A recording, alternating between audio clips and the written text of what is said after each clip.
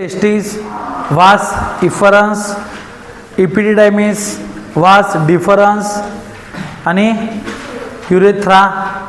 ठीक आहे, एवढं बघितलं होतं आपण, लक्षात असेल तुमच्या तर. आणि हे बघितलं होतं आपण रिप्रोडक्टिव्ह ग्लँड, त्यातलं सेमायनल व्हेसिकल पहिल्यांदा, त्यानंतर काउपर्स ग्लँड आणि प्रोस्टेट ग्लँड, हे तीन आपण बघितलेलं. जे तुम्ही विसरून चालणार नाही, हे विसरला तर धडा पुढचा जरासुद्धा समजणार नाही. नोट्स तुम्ही जर असं मागत पडत गेला तर परत पूर्ण होणार नाहीत, कारण नंतर माझी स्पीड फास्ट होणार, तेव्हा तुम्हाला झेपणार नाही, मग ते बायोटेक्नॉलॉजीसारखं होणार. कळलं काय? त्यामुळं नोट्स काढणं गरजेचं आहे. त्यातलं आपण पहिलं महत्त्वाचं म्हणजे टेस्टीज बघणार आहोत. Testes, a pair of testes. Pair म्हणजे किती आहेत? दोघं आहेत. Mesodermal in origin. Mesodermal origin म्हणजे कसं? आपले जे काय शरीरात जे केसापासून नखापर्यंत अवयव तयार झालेत ते आपल्या 3 लेअरपासून तयार झालेत. म्हणजे आपण आईच्या पोटात असताना, एम्ब्रियॉनिक स्टेजमध्ये असताना 3 लेअर होते. एक्टोडर्म, कुठला? एक्टो म्हणजे बाहेरचा, मग बाहेरच्यापासून बाहेरचे सगळे तयार झालेत, म्हणजे केस, नख, काय आलं, स्किन, हेअर, हे एक्टोडर्मचे पार्ट आहेत सगळे. मिझो म्हणजे मधला, कळलं, आणि एंडो म्हणजे आतला. एंडोडर्मपासून महत्त्वाचे ऑर्गन, हृदय, लंग्स, कळलं, हे होत, म्हणजे ते रिप्रोडक्शन चॅप्टरमध्ये आपण पुढे शिकणार आहे परत. एक्टोडर्मपासून काय काय तयार होतं, एंडोडर्मपासून काय काय तयार होतं. तसं हे कशापासून झाले? मिझोडर्मपासून तयार झालेलं आहे. Are formed in the lower abdominal cavity. हे ॲब्डॉमिन म्हणायचं. काय म्हणायचं? पोट जे आहे ह्याला ॲब्डॉमिन म्हणायचं. ॲब्डॉमिनच्या खालचा इथला जवळचा भाग म्हणजे ह्याला म्हणायचं लोअर ॲब्डॉमिन. ह्या लोअर ॲब्डॉमिनच्या इथं कुठंतर आहे असं त्याने सांगितलेलं आहे. ठीक आहे. They are located in a pouch called as scrotum. Testes कशा आहेत? एका पाऊचमध्ये ठेवल्यात आणि त्या पाऊचला, त्या पिशवीला, त्या जाळीला आपण स्क्रॉटम असं म्हणतो. कळलं? During early fetal life, the testes are developed in an abdominal cavity and later they are descent into the scrotal sac through the passage called as inguinal canal. काय होते? ॲक्च्युली इथं तयार होत असते कुठेतरी. कुठे तयार व्हायला लागले? इथं. कुठं? ॲब्डॉमिन कॅव्हिटीमध्ये. आणि नंतर ह्या इंग्वायनल कॅनल मार्फत खाली जाते. कळलं? इंग्वायनल कॅनल म्हणजे त्रिकोण असं येत असतो की नाही तो, त्याला म्हणायचं इंग्वायनल कॅनल म्हणजे ट्यूब, पाईप. कळलं? इंग्वायनल म्हणजे इंग्वायनल रिजनला असते म्हणून इंग्वायनल ट्यूब. मग तयार मात्र इथं होतात, खाली मग हळूच जातात स्क्रॉटममध्ये. कळलं? असं त्यांनी सांगितलेलं आहे. काय समजायला लागले भोसले?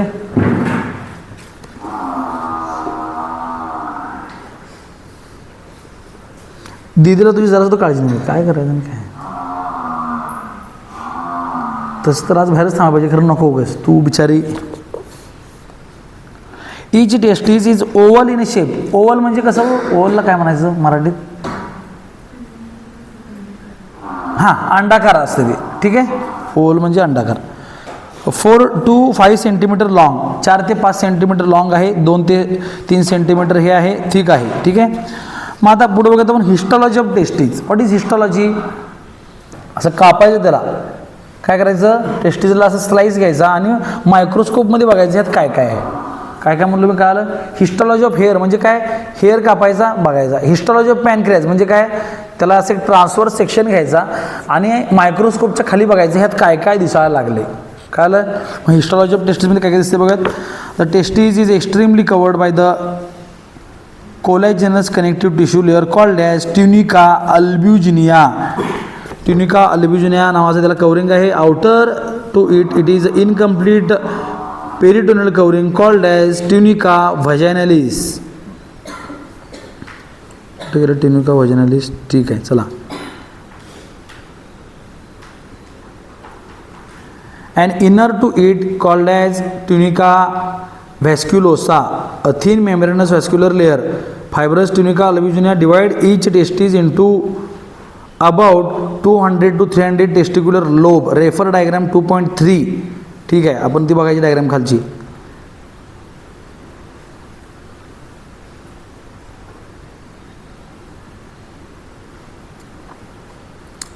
इच 1 to 4 highly coiled seminiferous tubule. Seminiferous tubule त्याच्यामध्ये असणार आहेत. Is internally lined by cuboidal germinal epithelium. त्याच्या आतमध्ये जर्मिनल इपिथेलियम असणार आहे.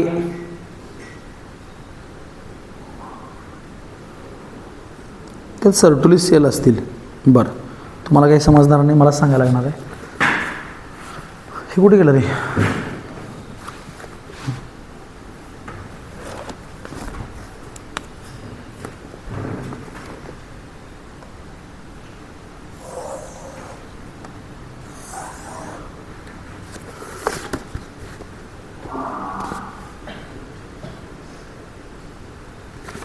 याला ट्युनिका अल्बुजिनी असं म्हणायचं.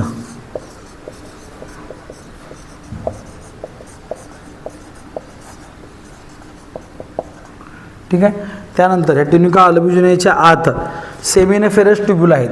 ह्याला म्हणायचं सेमिनिफेरस ट्यूब्यूल. कळलं मी काय म्हणालो ते? पहिला कोण होतं? ट्युनिका अल्बुजिनिया. त्याच्यात कोण आहे? Seminiferous tubule. हे सेमिनिफेरस ट्यूब्यूल कसं झाले तयार?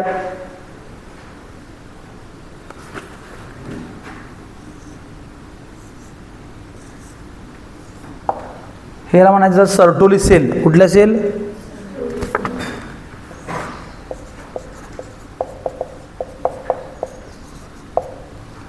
आणि ह्याला म्हणायचं जर्मिनल इपिथेलियम.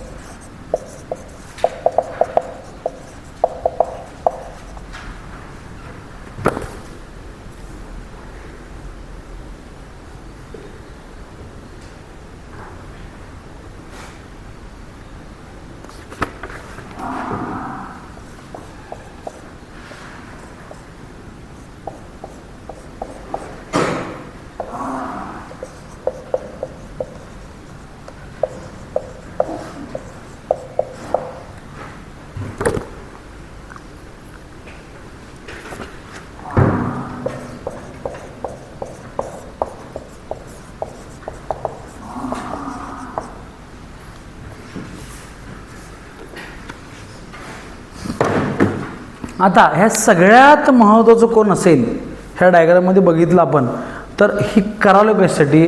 तर आपल्याला कोण पाहिजेत? स्पर्म. कोण पाहिजेत? बघा इथं आहे तो. हे सगळे स्पर्म आहे ते. कळलं काय?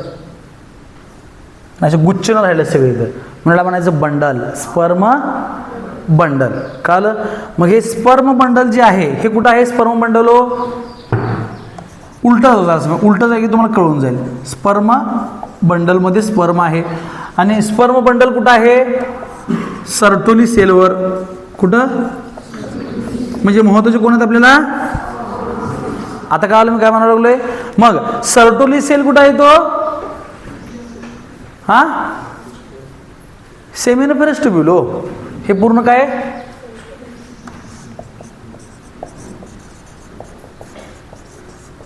सेमिनिफेरस ट्यूब्यूलमध्ये.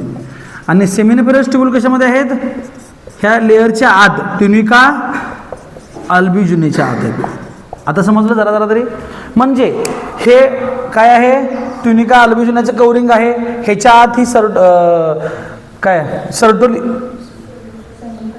सेमिनिफेरस ट्यूब्यूल आहे आणि या सेमिनिफेरस ट्यूब्यूलमध्ये ही सर्टोली सेल आहे आणि सर्टोली सेल काय करत्या? स्पर्म तयार करत्या. कारण ह्या सर्टोली सेल, दोन सर्टोली सेलच्या मध्ये हा जर्मिनल इपिथेलियम नावाचा लेअर आहे. कुठला?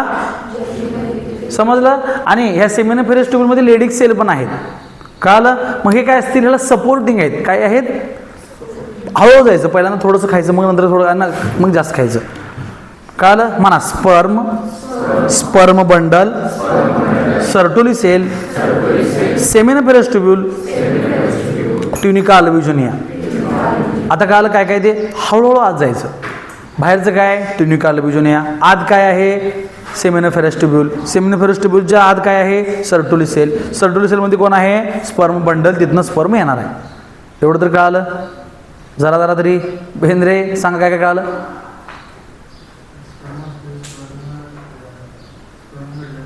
Very good, very good.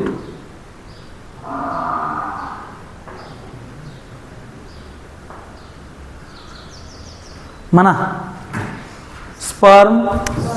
Sperm bundle, Sertoli cell, seminiferous tubule, tunica albuginea. म्हणा 5 वेळा.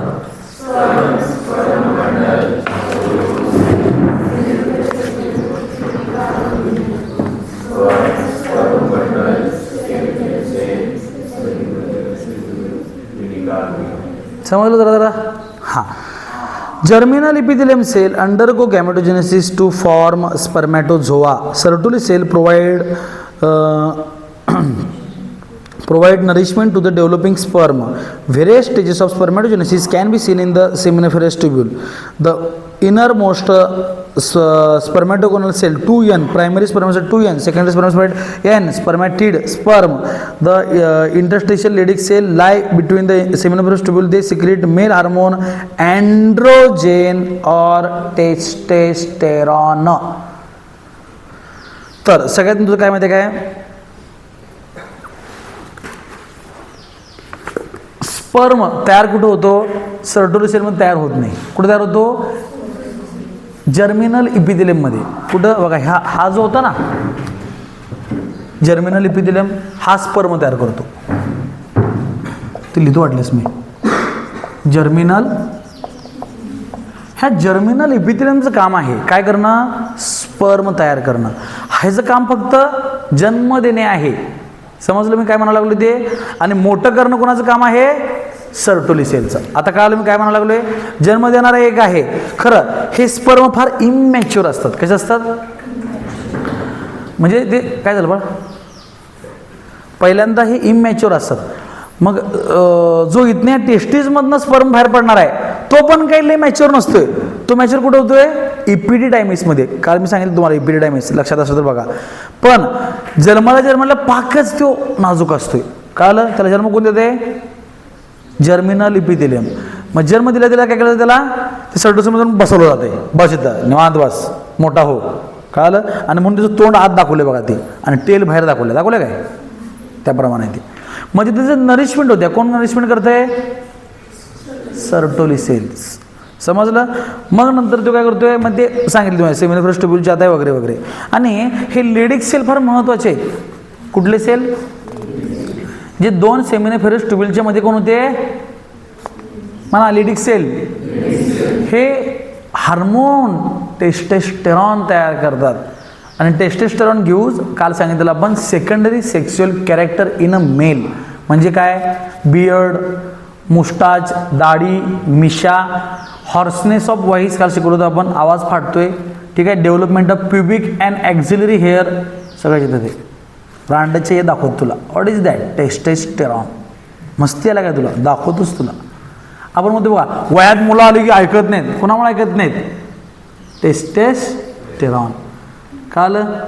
त्यानंतर आणि कॅरेक्टर काय, अट्रॅक्शन ऑफ अपोजिट सेक्स. म्हणजे पोरांना पुरे आवडतात. कोणामुळं, पोरींना पोर आवडतात. कोणामुळं, इस्ट्रोजेन.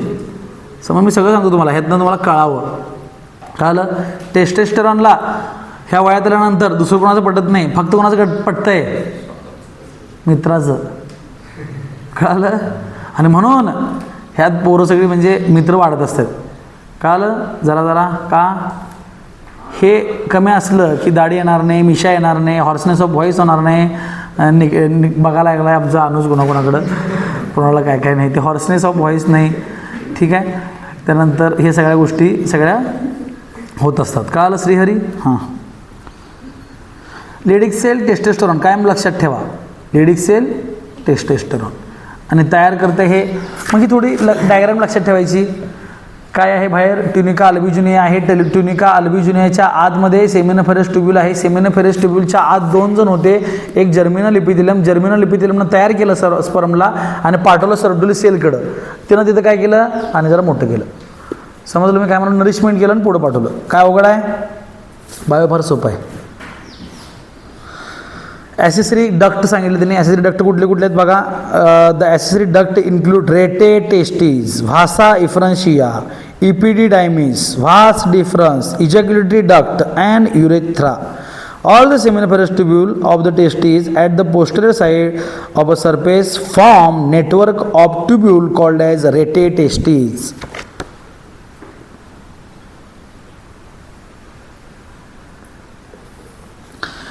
12 ते 20 fine tubule arising from rete testes are vasa efferentia. They carry sperm from testes to the open into the epididymis. It is a long and highly coiled tubule which differentiated into the upper caput, middle corpus, and lower quada epididymis. The sperm undergo maturation in epididymis. Posteriorly, it leads to the vasa deferens, which travel up to the abdominal cavity and loop over the ureter to open to form urethra. Before doing so, it joins duct of seminal vesicle to form ejaculatory duct. Ejaculatory duct passes through the prostate gland and opened into the urethra. The urethra provides common passage of urine. Maharaj हे म्हणल्यासारखं करायचं कारण तुम्हाला काय समजून झालं आहे त्यामुळे ते म्हणत नाही काय मग म्हणा पाडली गेलं म्हणत नाही का महाराज काय सांगायला ते तुम्हाला कळत नाही पाणी घाला 2 सुपाऱ्यावर हे ठेवा असं झालं ते म्हणजे मी वाचालो आहे तुम्हाला काय कळलं झालं कोणाकोणाला काय कळालं कदम काय कळालं जरा तरी काहीतरी एखादं वाक्य तरी सांगा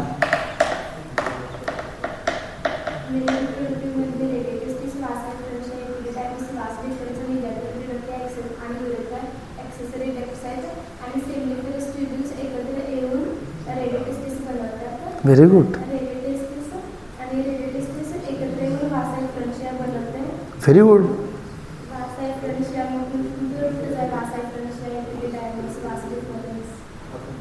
व्हेरी गुड बघा तुम्हाला शिकवायची गरज पण आहे तुम्हाला सगळे येते श्रीहरी तर पुसून घे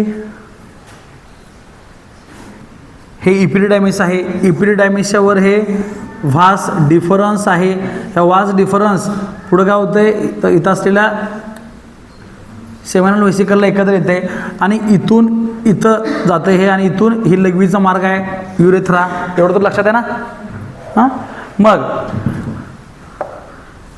हा जो मार्ग होता म्हणजे थांबा इथून जातो पूर्ण मी ह्याच्यामध्ये बघा हे सेमिनोफेरस ट्यूब्यूल आहेत कळालं हे सेमिनोफेरस ट्यूब्यूल एकत्र येऊन काय झालं तयार रेटेटेस्टिस असे हे अनेक रेटेटेस्टिस एकत्र येतात ठीक आहे आणि तयार काय होतं वास डिफरन्स वास इफरन्स ठीक आहे म्हणजे आता मी असं दाखवतो बघा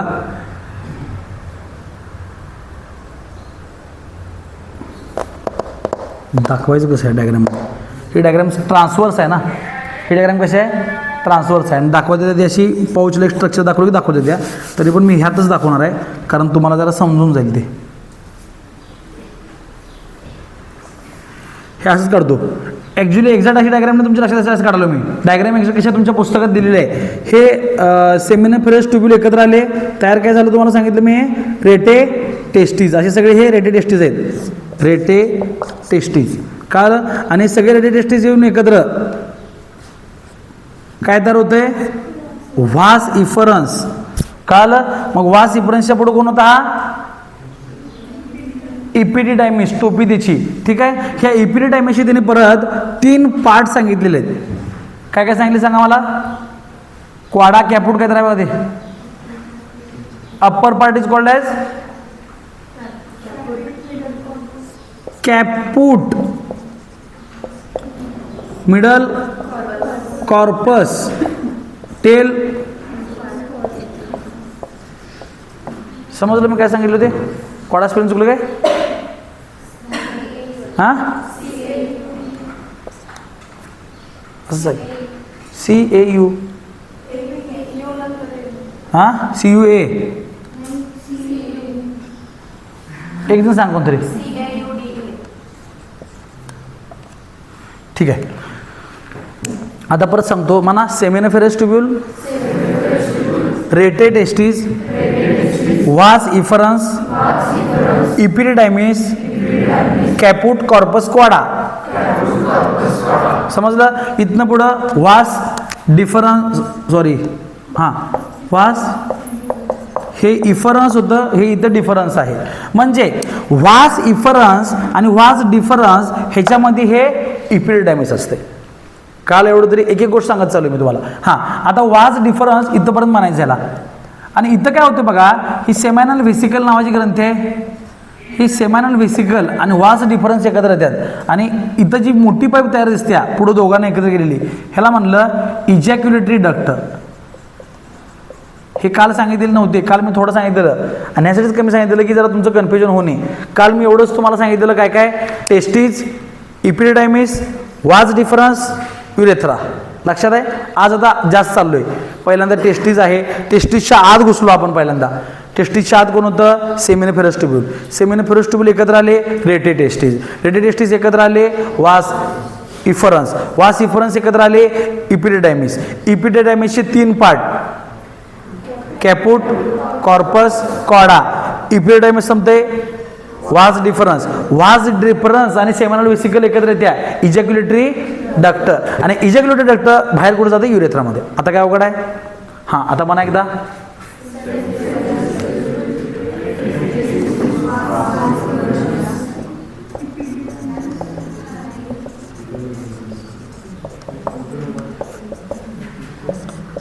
म्हणा की तुम्ही.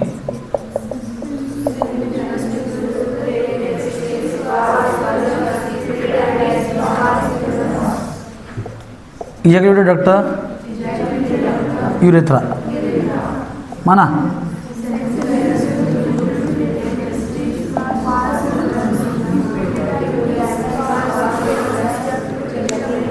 जरा समजलं? घरात गेलं ओळी नसतं काढायचे का खाली खाली खाली खाली खाली, समजलं तरच समजणार. नजर हटी दुर्घटना घटी. समजलं? त्यामुळे प्रॉपर लिहायचं. ह्यात काय कळालं? आता पुस्तकात काय कळालं? काय आता कळाले बऱ्यापैकी. कळाल्यानंतर हे विसरतंय. काय सांगालो मी तुम्हाला? ह्याचे इव्हॅपोरेशन होत असते. सकाळ दुपार संध्याकाळी जरा आठवून बघायचं काय काय आलं आपल्याला. हां, टेस्टीज. त्याच्या काय होतं? Seminiferous tubule. सेमिनिफेरस ट्यूब्यूल म्हणजे कोण होतं? Germinal epithelium, Sertoli cell. कुठं तयार होते स्पर्म? जर्मिनल इपिथेलियममध्ये. जाते कुठं? सर्टोली सेलमध्ये. लेडिक सेल काय करते? टेस्टोस्टेरोन तयार करते. सेमिनिफेरस ट्यूब्यूल एकत्र येते, रेडी टेस्टीज तयार होते. आठवायचं बंद झालं इथं. परत जायचं, पुस्तक बघायचं, मग लक्षात राहते. परत विसरते काहीतरी जे आलेलं असेल त्यातलं. असं 2-4 वेळा केल्यानंतर लक्षात राहणार. तोपर्यंत समजणार. हे एवढं तुम्ही वाटतं एवढं सोपं वाटत नाही, एवढं आहे नाही आहे हे. काल ह्याला आधीमध्ये हे पाहिजे. आंघोळ करायला लागलाय, आठवून बघा काय यायला लागलंय. आठवत नाही, घ्यायची बादने ओतायची. काय म्हणलो? आणि जाऊन बघायचं. तेव्हा लक्षात राहते. तुमच्या मेंदूला पण वाटायला पाहिजे की तुला काय तर गरज आहे शिकायची म्हणून, इच्छा आहे कसं वाटणार. समजलं? हे फार डेंजर आहे. हे कुणालाच येत नाही आणि ते तुम्हाला यायला पाहिजे. काय म्हणणं कळालं मी तुम्हाला? हे एवढं डीपमध्ये समजलं की तुम्हाला नीटला मार्क पडतातच. हो, कळलं काय? खरं एवढं डीपमध्ये जाऊन तुम्ही इथं मग नोट्सच काढा ना. नोट्स काढा. नोट्स स्वतःच्या पाहिजेत, दुसऱ्याच्या नव्हे. कळलं? सर डायग्राम तेवढं राहिले असं म्हणून चाललं काय? जेवताना असं म्हणतोय काय आपण? हो, ते चपाती तेवढं खात नाही असं म्हणलं आहे कधी? उत्कर्षा चपाती पण पाहिजे, भात पण पाहिजे, लोणचं पाहिजे, पापड पाहिजे, तेल पाहिजे, दही पाहिजे. आणि बोंबलत हे करताना कळलं? त्यामुळं तसं काय करू नका. हे वाचा पूर्ण सगळं. समजले? फक्त आपण ग्लँड बघून थांबवत होता. 3 प्रकारच्या ग्लँड होत्या आपल्या. त्यातली पहिली होती सेमायनल व्हेसिकल. हे बघा इथली सेमायनल व्हेसिकल पहिली एक ग्लँड आहे. दुसरी आहे प्रोस्टेट नावाची ग्रंथी आणि तिसरी आहे काउपर्स. मी तुम्हाला कालच बोललोय ह्या तिन्हीचं fluid with sperm is known as semen. काल मग सेमायनल व्हेसिकल मधलं काय असते? Seminal vesicle is a pair of gland lying on the posterior side of urinary bladder. Urinary ब्लॅडरच्या ह्या बॅक साईडला गेले. इथं ब्लॅडर असते की नाही, इथनं असं मागे गेलेलं असते. म्हणून डायग्राम अशी 3 काढले. कळलं? असं गेले. It secrete alkaline seminal fluid. ह्याच्यामध्ये काय असते? सेमायनल फ्लुइड असते. Which contains fructose, fibrinogen and prostaglandin. ह्या सेमायनल फ्लुइडमध्ये फ्रुक्टोज असते, फायब्रिनोजेन असते आणि प्रोस्टाग्लॅन्डिन नावाचं एक केमिकल असते. It contribute 60% of total volume of semen. Semen जर 100 ml आहे समजा, त्यातलं 60% हे सेमायनल व्हेसिकलमधलं हे असते आणि ते फार महत्त्वाचं असते seminal fluid. Fructose provide energy to the sperm for movement. ह्यातलं जे फ्रुक्टोज, फायब्रिनोजेन आणि प्रोस्टाग्लॅन्डिन याचं काम बघूया आपण आता. हे जे फ्रुक्टोज आहे त्या स्पर्मला ताकद देणार आहे. कशासाठी? पळायसाठी. कळलं मी काय म्हणालोय? थोडक्यात त्या स्पर्मची ताकद ह्यात येणार आहे. कळलं? फॉर एक्झाम्पल त्याला व्हजायनापासून जायचं होतं कुठंपर्यंत? ते फॅलोपियन ट्यूबपर्यंत. रिप्रोडक्ट हे बघितलेलं आपण. तुम्ही 10वी लेक्चर बघितला काय? रिप्रोडक्शनचं निघल्या. आता सौत माझ्या यायचं क्लिनिकमध्ये तिथे बघून जायचं व्हिडिओ. कळलं? मी सांगितलं ते फार महत्त्वाचं आहे म्हणून. तुम्हाला चेष्टा वाटत्या. Fibrinogen coagulate the semen into the bolus for quick propulsion in a vagina. Fibrinogen काय करते, घट्ट करते सिमेनला, एवढं लक्षात ठेवा. कुठे गेल्यानंतर, व्हाजायनामध्ये गेल्यानंतर. The prostaglandin stimulate reverse peristalsis in the vagina and uterus adding faster moment of sperm towards egg in a female. आता मला डायग्राम काढावीच लागेल, काढायची नव्हती मला. एवढं समजलं नाही इथलं.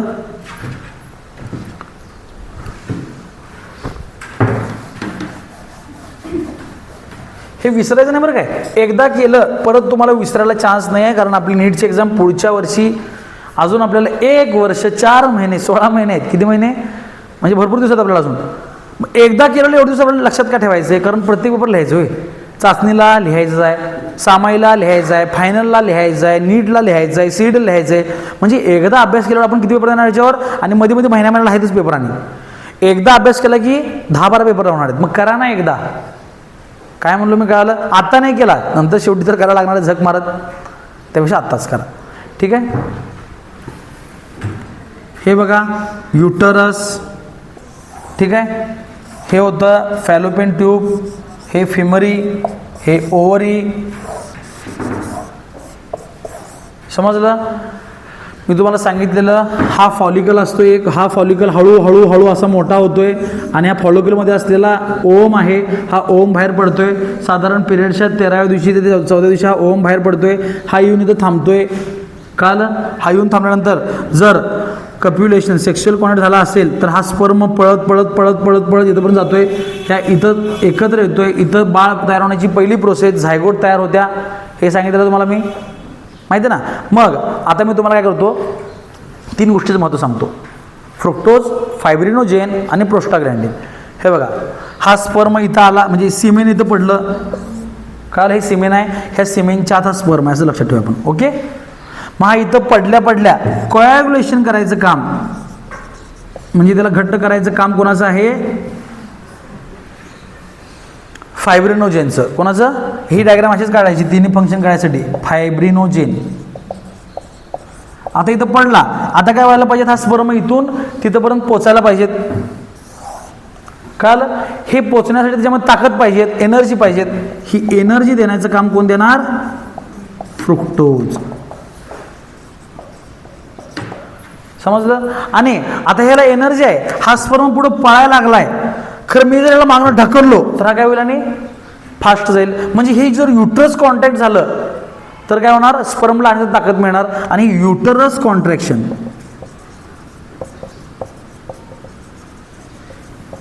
आणि ह्या सर्व व्हाजायनाचं कॉन्ट्रॅक्शन रिलेशन करायचं काम कोण करते, प्रोस्टाग्लॅंडिन. आता समजलं काय काय सांगितलं मी ते. पहिली गोष्ट, स्पर्म पुढे चाललाय, पळायसाठी ताकद कोण देणार, फ्रुक्टोज. स्पर्म पुढे चाललाय, त्याला ढकलायचं काम युटरस कॉन्ट्रॅक्शन करणार, प्रोस्टाग्लॅंडिन. कळलं. आणि जागेवर तिथं थांबवून पुढे हे कोॲग्युलेशन होण्यासाठी फायब्रिनोजेन. कळलं. मग हे कोण करतंय, सेमायनल फ्लुइडमधले 3 घटक आहेत. सेमायनल फ्लुइड कोण आहे, ग्रंथी आहे, ही ग्लँड आहे. ठीक आहे. कळलं की बेंद्री, सगळं डोक्यावरून चालवतात. बुम बुम बुमरा. एवढं पण मी अवघड शिकवत नाही रे, ह्याच्यापेक्षा सोबत शिकू शकत नाही कोण. कळलं. Prostate gland, it is a large single gland up to 20 ते 30 lobe and located in the underneath of the urinal bladder. Urinal ब्लॅडरच्या बॅक साईडला काल सांगितलं तुम्हाला, it surround the urethra and release the milky white slightly acidic prostatic fluid in the urethra. It form 30%. 60% होतं seminal vesicle fluid, 30% आहे ह्याचं. It contains citric acid, acid phosphatase and various other enzyme. Acid phosphatase protect the sperm from acidic environment of vagina. ह्या इथं सगळं acid आहे व्हाजायना, female ट्रॅकमध्ये सगळं acid आहे. Acid म्हणलं मरणार की बोंबलं. कळलं. हे मरू नये म्हणून ॲसिड फॉस्फेटेज काम करते, which is provide by the prostate Gland.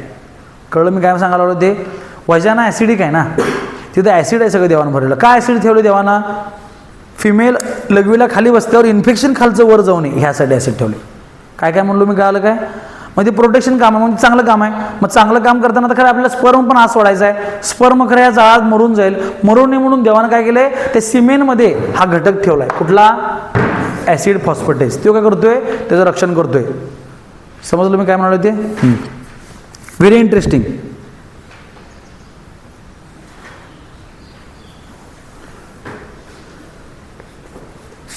Cowper's gland small pea shaped बटनाच्या आकाराचे ग्लँड आहे. युरेथाच्या दोन्ही साईडला असतात. Secrete alkaline viscous fluid which act as a lubricant during copulation. Sexual contact नीट होण्यासाठी प्रॉपर, म्हणजे ह्याचा काही लई उपयोग नाही यायचा थोडक्यात. तिसऱ्याचा, पहिल्या दोनचंच महत्त्व आहे सगळं. समजलं? त्यातले 4 घटकच महत्त्वाचे आहेत. पहिल्यातले 3 आणि दुसऱ्यातला 1. ॲसिड फॉस्फेटेज, फायब्रिनोजेन, फ्रुक्टोज आणि प्रोस्टाग्लॅन्डिन एवढी 4 जणच महत्त्वाचे आहेत. कळालं? जरा आणि म्हणून नुसता स्पर्म जाऊन चाललं का मग? आता नुसता स्पर्म गेला असता तर काय प्रॉब्लेम असतं बघा. ह्या स्पर्म बरोबर हे ग्लँड नसत्या कुठल्या, तर काय झालं असतं, हा स्पर्म इथनं जाताना ह्याला ॲसिडनं मारलं असतं. पहिली गोष्ट, इथे ह्याला थांबता आलं नसतं कारण कोॲग्युलेशन झालं नसतं. ठीक आहे. इथनं हा पुढं गेला नसता कारण ताकदमध्ये तिथं गेल्यावर संपली असती. झालं बोंबलं, कारण इथंपर्यंत पोहोचायचं होतं. बरं, तिसरी गोष्ट, तो पण पोहोचला असता ताकदीनं, खरं त्याची ताकद द्यायचं दुसरं काम कोण केलं तर युट्रसनं, ते पण थांबलं असतं. आणि म्हणून सिमेन फार महत्त्वाचं, आणि म्हणून फक्त स्पर्म उपयोगाचा नाही. समजलं? बाकीच्या गोष्टी पण फार महत्त्वाच्या आहेत. समजलं? इथं आपलं मेल रिप्रोडक्टिव्ह सिस्टीम संपते. कळलं? फिमेल रिप्रोडक्टिव्ह सिस्टीम आपण उद्या चालू करणार. आणि फिमेलचं फार मोठं आहे. का मोठं आहे? आपण काय करणार, पिरियड्स कसे येतात, मग इथं झायगोट कसा तयार होतोय, मग हे इथं बाळ कसं आत जातंय, मग हे बाळ मोठं कसं होतंय, मग ह्या बाळामध्ये ऑर्गन कसे तयार होतात, मग हे बाळ बाहेर कसं जाते, भरपूर आहे यात. कळालं? मेलमध्ये काय होतं, स्पर्म कसं तयार होतोय आणि कसं जातोय, दॅट्स इट ओनली. संपला विषय. खरं इथं फिमेलमध्ये एवढं सोपं आहे काय? नाही. इथं A to Z सगळं बघायला पाहिजे. मग ते ओम कसं तयार होतोय, ओम कसा असतोय, ओमच्या आत काय काय असते, ठीक हे आहे. ठीक आहे.